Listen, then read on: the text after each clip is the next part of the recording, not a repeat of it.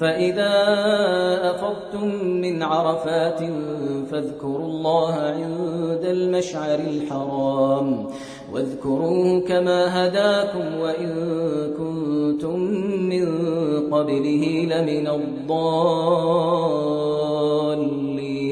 আরাফাত দিবসটা যেহেতু এত ফজিলত, এজন্য আমরা এটাকে কিভাবে অতিবাহিত করতে হবে তার একটা আমি প্রোগ্রাম আপনার সামনে বলতে চাচ্ছি। আমার মনে হয় যে এই দিনে সবার ছুটি না, সবার ছুটি থাকে, তো বেশিরভাগ লোকের মানে ছুটি থাকে। সুতরাং যেহেতু আমাদের ছুটি থাকে, অতএব আমরা এই দিনটাকে কাজে লাগানোর চেষ্টা করি। এক নম্বর কথা হচ্ছে যে আমরা প্রথম রাতে ঘুমিয়ে পড়বো, একটু আগে ভাগে ঘুমিয়ে পড়বো। অন্যান্য দিন হয়তো 11-12 দিয়ে ঘুমাই, আমরা সেই রাতে 10টা দিয়ে ঘুমিয়ে পড়বো। তারপরে সকালে সাহুর খাবো, তারপরে মসজিদে যে তাকবীরে উলার সাথে নামাজ আদায় করব, সাহুর খাবো, তাকবীরে উলার সাথে জামাতে ফজরের নামাজ আদায় করব। 3 নম্বর কাজ। 4 নম্বর কাজ হচ্ছে নামাজ পড়ার পরে মসজিদ থেকে বের হবো না, কারোর সাথে কথা বলবো না, মসজিদে বসে থাকবো, তাসবিহ তাহলিল ইত্যাদি কোরআন তেলাওয়াতের মাধ্যমে সময় অতিবাহিত করব। সূর্য যখন উঠবে তখন থেকে 15 মিনিট পরে বা 10 মিনিট পরে 2 রাকাত নামাজ আদায় করব।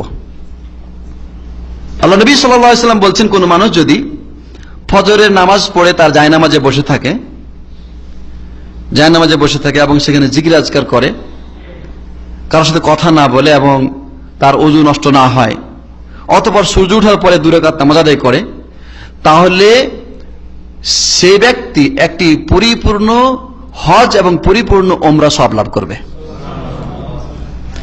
অতএব আমরা অন্তত এই আরাফাত দিবসে এই টার্গেটটাকে আমরা যেন মিস না করি।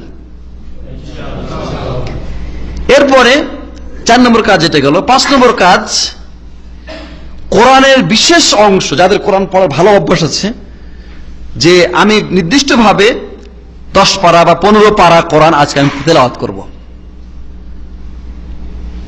রোজা রাখছি, জামাতে নামাজ পড়লাম, সকালে 2 রাকাত নামাজ আদায় করলাম, কোরআন তেলাওয়াত করছি, আজকের দিনে বিশেষভাবে কিছু সাদকা করব, বিশেষভাবে আজকে কিছু সাদকা করব গরিব দুঃখীকে।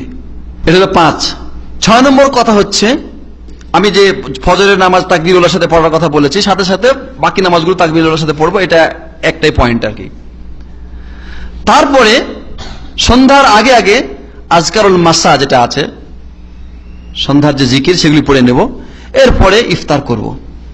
আমরা যদি এইভাবে দিনটাকে অতিবাহিত করি এই প্রোগ্রামের উপর ভিত্তি করে, তাহলে কি আমরা বিশাল একটা উপার্জন, বিশাল একটা ব্যালেন্স আমরা এই দিনে পাচ্ছি না? পারবো না আমরা এটা করতে? ইনশাআল্লাহ। আজকের দিন যে ছুটির দিন, আর এটা যেহেতু শ্রেষ্ঠতম দিন, অত্যন্ত গুরুত্বপূর্ণ দিন, অতএব এই দিনটাকে আমরা হারাতে চাই না।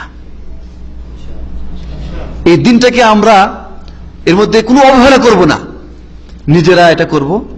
আমাদের যারা দেশে আমাদের আত্মীয়স্বজন আছে তাদেরকে আমরা উদ্বুদ্ধ করব, ওনারাও যেন এই দিনটাকে ঠিক এভাবেই অতিবাহিত করে।